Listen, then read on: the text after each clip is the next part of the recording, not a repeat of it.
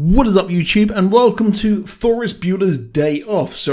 This video breakdown and review of the latest episode of What If.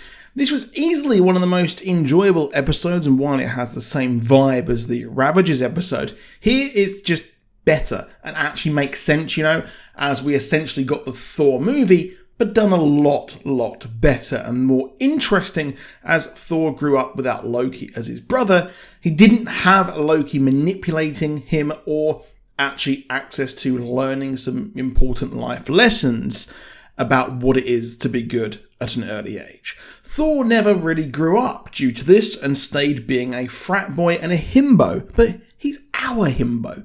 We also have the thing that will unite all the Earths, which is going to be interesting as we get some multiversal Avengers. There are a few fundamental changes and we embark on a retelling of Thor's first movie and appearance on Earth, essentially as Loki wasn't there to let the frost giants in to attack and steal the casket. That means that things change heavily. It's unclear as to why Odin is needed to heal there, and well, it can't be the frost giants, as hilariously Thor is actually chill with chill? Yeah? No, anyway. Loki's found his glorious purpose as he wasn't chasing the throne of Asgard. Now, following that, Thor wanted to get revenge, leading to Loki engineering it so that Thor attacked Jotunheim, leading him to be exiled to keep the peace. Here, with the lack of outside motivator, Thor heads to Midgard with almost every single space MCU character. In the movie, Thor was desperate to take over his birthright of the throne, but had to prove himself worthy. Here, he is acting king, but gets wasted on Earth with everyone. There was no double transport and space anomaly, as originally we had Mjolnir landing, leading Jane to actually predict where Thor would land. And well, here we just get one, as instead they predicted Thor's landing due to a planet being destroyed, which turned out to be dying anyway. It's funny how this episode is an absolute vibe, but has the darkest possible ending.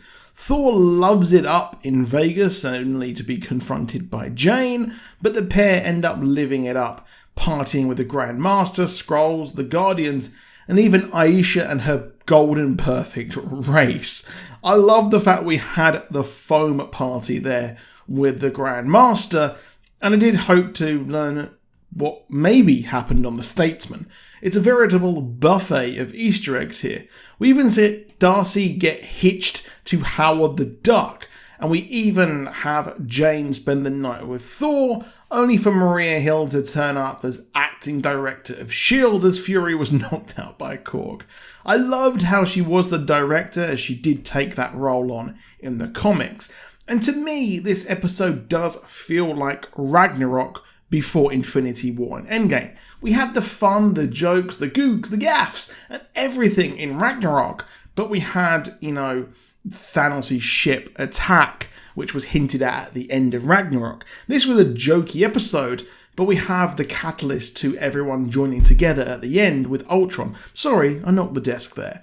Maria Hill sees the space spin break as a gigantic threat, and we even get to see Frank Grillo's Crossbones Crossbones. They call in the only thing they can, which is Carol. It's cool she's getting more exposure, especially with the Shang-Chi post-credit scenes. While I did not like her movie, I think Brie was perfect as Carol Danvers. She's called in to fight and hilariously gets called a party pooper as the pair fight. That does remind me of the Flula sketch, which was all about a party pooper. Now, he gets the mega punch like he did from Hulk, as Mjolnir goes past her, just like in Infinity War/Endgame. However, just like the Hulk, she gets the hammer put on her so she can't move, similar to Loki as well. Naturally, S.H.I.E.L.D. are threatened by Thor, but where was that energy when the Destroyer was carving up New Mexico? Jane needs to assure herself that Thor didn't destroy the star, he's adamant, but he didn't, as they lure him away so Carol can fight him and go full Rock Lee, but hilariously Jane tells on Thor, getting Frigga involved. I cracked up at Heimdall helping, and well, poor Frigga had to cut short her space lady's brunch. I guess the THORis Bueller's day off was cut short and no one would help him clean up their planetary house party. All we needed was kid and play. I loved how Loki wanted to use the St. Louis arch for a slingshot, and St. Louis, weird. Anyway, they dip and, well, they have to play it off like it was studying the whole time. It sort of works just like in the movie, as Thor has learnt some semblance of humility and duty. He goes back with Jane as their love is a constant, and I can't wait to see her return. However, we have the second time that the Watcher has spoken to someone, and more importantly, he would say that there'd be a happy ending. I'm sure there would be. But what we got was him being shocked. He did not expect Ultron to bust in, swinging his dick around. He's got the Vision's body, which of course in the MCU he made to house his mind, but he has all of the Infinity Stones and countless Ultron bots. He has the Soul Stone, so I wonder if Ultron assimilated Vision later after his mind was left somewhere and made it so Wanda died for it to get the Soul Stone. The teleportation looked similar-ish to Thanos teleporting around using the Space Stone, but I think here he is traveling different realities to conquer, sort of like Ultron in the Age of Ultron comic itself, as he wants to conquer the world, and the movie as well. Now, as well as that, Ultron was not created in this timeline just yet, so he must be from another reality. I expect that Ultron became aware of the Watcher like the evil Strange did, but managed to take over.